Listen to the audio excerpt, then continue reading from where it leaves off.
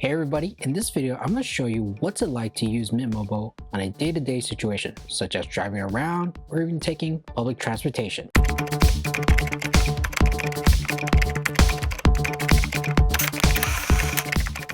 So in my previous video, I talked about Mint Mobile, the service, and what you can expect when you sign up for it. But now I want to take it a step further. I want to actually show you my results in using the service while I was running errands or going to different places. Just a little disclaimer, Mint Mobile did let me try out their unlimited data plan for free, but everything I say and all the speed test results that you see are from my own experience. For my testing, I'll be using the Mint Mobile unlimited data plan with my Motorola One 5G Ace. And I'll be testing this in the Southern California area, more specifically the LA County area. In this video, I only perform speed tests. If you wanted to see anything related to voice calls or text, it's actually in the Mint Mobile review video. My first testing is actually driving with Mint Mobile. Now, in this testing, I'm not driving and performing speed tests. That's a bit too dangerous. So what I did was I drove to a destination where I could park and then perform a speed test. I actually conducted this speed test around 9 in the morning, and here are the results.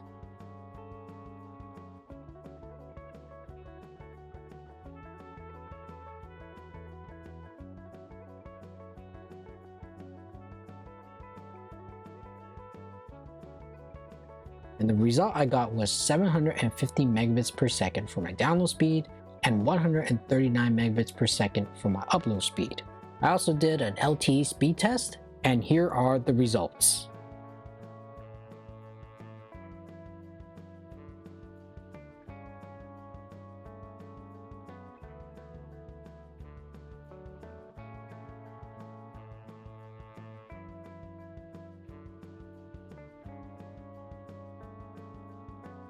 And the results were 190 megabits per second for my download speed and 20 megabits per second for my upload speed. Now for my second 5G speed test, I actually performed it around 11:30, and here are the results.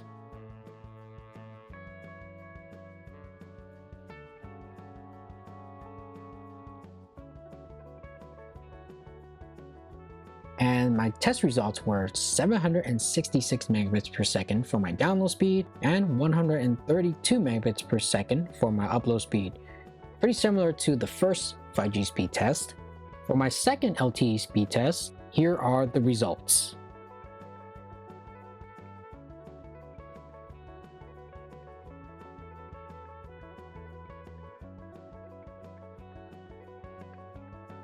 I was getting 207 megabits per second for my download speed and 19.3 megabits per second for my upload speed. So overall, this particular area had great 5G speeds and LTE speeds as well.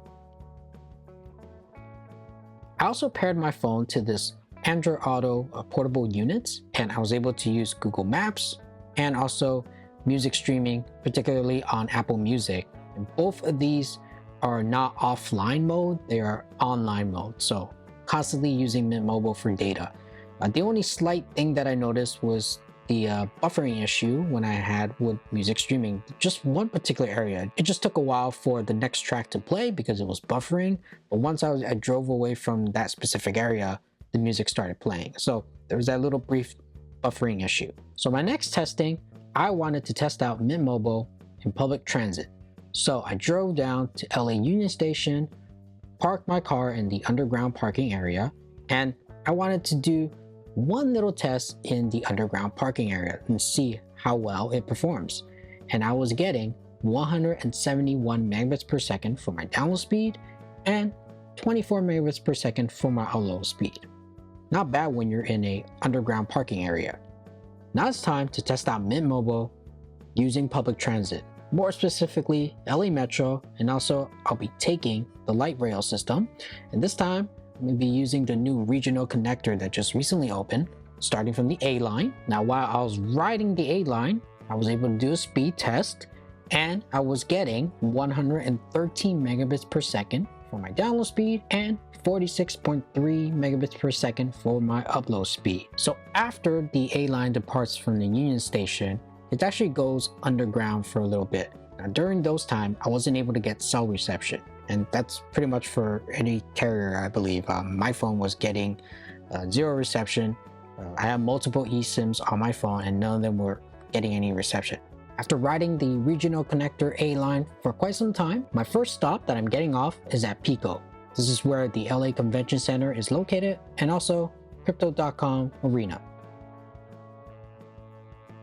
As I was walking around Crypto.com Arena, I was able to do a speed test, and my download speeds were 148 megabits per second for my download and 31.4 megabits per second for my upload. Now, I was performing the speed test close to 12 o'clock. At that time, there weren't that many people quite yet, so I can imagine that the speeds might be a little bit slower, especially during game nights or other events at Crypto.com Arena.